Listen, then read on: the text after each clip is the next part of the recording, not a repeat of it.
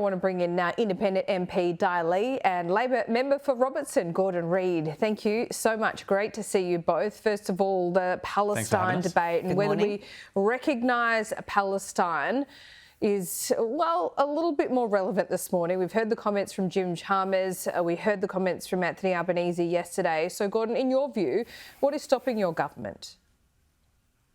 Well, look, it's been the long-standing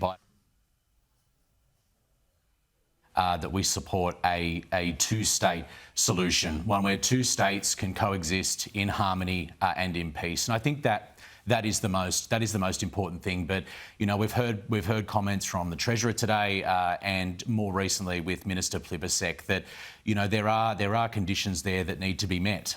One of those is Hamas. Hamas is a registered terrorist organisation that inflicts harm and chaos on a population, and that's something that just can't continue to happen. But at the end of the day, the government supports a two-state solution. Di? Look, I suppose partly agree with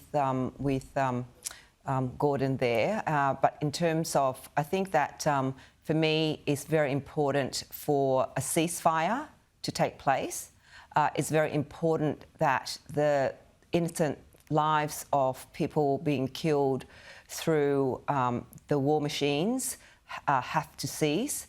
And I think I also would call Hamas to the table to release those hostages so that actually peace can proceed and peace talk can proceed. In terms of the two-state solution, it is also something that I would support. But I suppose in a two-state solution, that means the state of Palestine has to also exist. So I think that from my perspective, really, in order for us to have that conversation, or not us, but I suppose in order for that to proceed, both sides have to agree to a proper ceasefire. And I've mentioned this before, the problems, the issues there are so intractable. It's just, I just don't know how, as Australia, we can stop that. And it is something that even Yitzhak Rabin, the former Prime Minister of Israel, you know, tried and was assassinated for. So I think that it is a very complex, you know, issue in the Middle East there, in that part of the Middle East. And I think the best that we can call for is peace and ceasefire, and that Hamas to release the hostages and Israel to stop bombing. OK, let's talk about YouTube. And now we saw this announcement yesterday from the Communications Minister. But Di, a great headline. How this is done in practice, a little bit different, perhaps more difficult. Any concerns? Look, I have actually, you know, I opposed the social media ban for under 16. I think that, you know, we've had, you know, groups that have come to, you know, talk to us, especially people who are supporting young people, that they feel that the way that the government is pushing this ban will actually have impact on especially young people. We need to ensure that there are measures in place, and there are measures in place that can, you know, that protects young people. But sure, banning people from using social media is not a way to go. I just don't believe in banning anything from my perspective. I suppose, Di, though, that, you know, this piece of legislation, the social media legislation, is about protecting young people. It's about protecting our young Australians, and this is a measure that the government can take. I mean, the government ultimately does have a priority to not only serve the Australian people, but also to protect the Australian people. And I think that's what this social media ban does. It protects our most vulnerable Australians, particularly when they're in that period of sort of neurological development as they're sort of progressing through their younger years, through their teen years, through that sort of the primacy of their education. And you know, we don't only want their education to be compromised by some of the things that we see on these applications, on these platforms, but you know, we also want them to be able to grow and connect. The intent in and of itself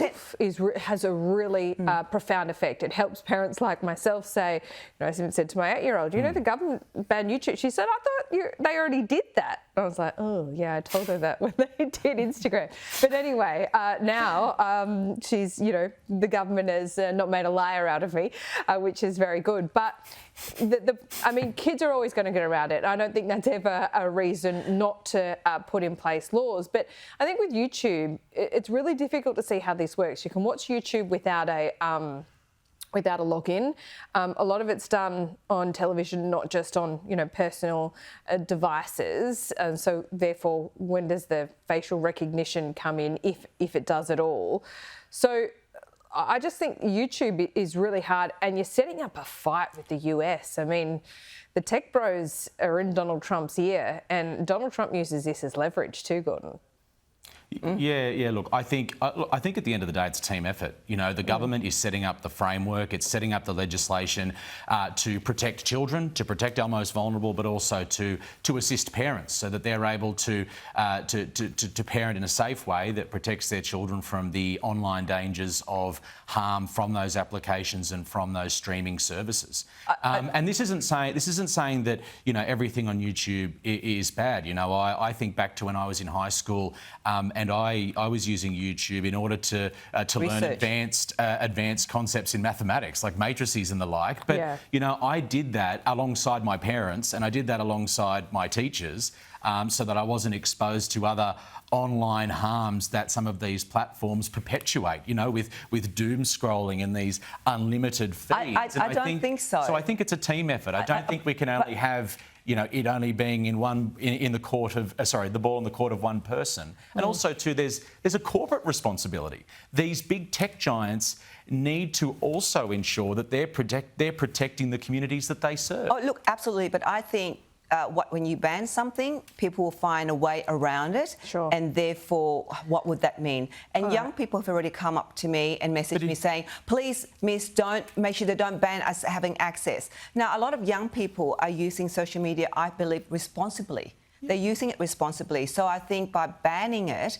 are we creating danger? And the other part of this whole social media ban is, what does it mean about identity, getting, us to, upload to ensure that our privacy information, to ensure that we are above a certain age to access this kind of social media platform. So there's a lot of other ramifications that we need to consider. I've got to say, I disagree with that because, we need to make sure that we protect our kids. That's the number one priority. Oh, absolutely. I agree. And what this legislation does is it goes to protecting those young Australians. And I think that if we just sit here on our hands and do nothing, then we're only going to see a perpetuation and an increase in the harms done to our young children by some of these giants. But you stop kids accessing information that will help them as well. And they can still access information with parents and also with teachers and the like in a controlled manner. But they do have access to that with teachers in particular, parents who work a lot of the times.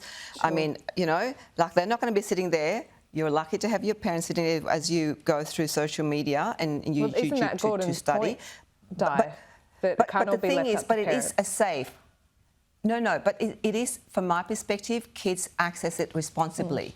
So I think when we're stopping it, there are other ramifications and the unintended consequences in banning anything. All right, let's talk quickly. I want to talk about work from home. We saw the intervention of the Health Secretary yesterday saying it's going to have massive productivity measures with the amount of public servants working from home. Gordon, this was a gift to you during the election. But what do you think now? Look, I've got to tell you, my constituents in the electorate of Robertson are and still are extremely supportive of working from home measures. Of course they are, because they're not having to worry about the productivity issues. What about what the Secretary says? It provides flexibility in the workplace, but it also provides flexibility in the community. Flexible aspect, Gordon. He's talking about that too many people are working from home too much. Do you accept that that is a problem, particularly in the public service? Look, what I would accept is that people in my community and right across Australia continue to want working from home because it is a flexible workplace arrangement. I still remember one key moment in the 2025 federal election. I was standing at Woy Woy train station.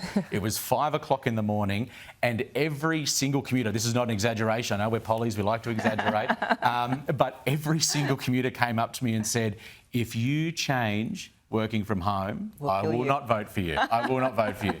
And I, at that moment, went, right, this is a big issue within our community. People want to be able to work from home, particularly too from a commuting electorate like Robertson and Dobell. You know, we have lots of people going to Newcastle, to Sydney, to Wollongong, and what about the quid pro quo? And they can continue to undertake their work from home. When it comes to, we've had Business New South Wales today on behalf of employer groups, say that's fine. People can work from home. We get that's part of the modern world now and arrangements, but perhaps they shouldn't have penalty rates. If you're working from home, why should you be getting, double time and a half if that's the case? Oh, we're talking about penalty rates. Well, look, in terms, I mean, I thought we've always had penalty rates anyway, especially when you work on weekends. So, yes, but if you're working from home, then does that change the equation there? Does there need to be a quid pro quo with business? If, there is an overwhelming amount of people working from home and business are concerned about that productivity, I mean, do penalty rates remain in place as they are when more people are working from home?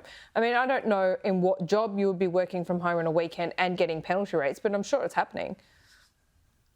Oh, look, I mean, the majority of my community, they work in factories, retail, really, so they can't really work from home. There's a small percentage of people who do work from home, and I agree that in terms of commuting into the city.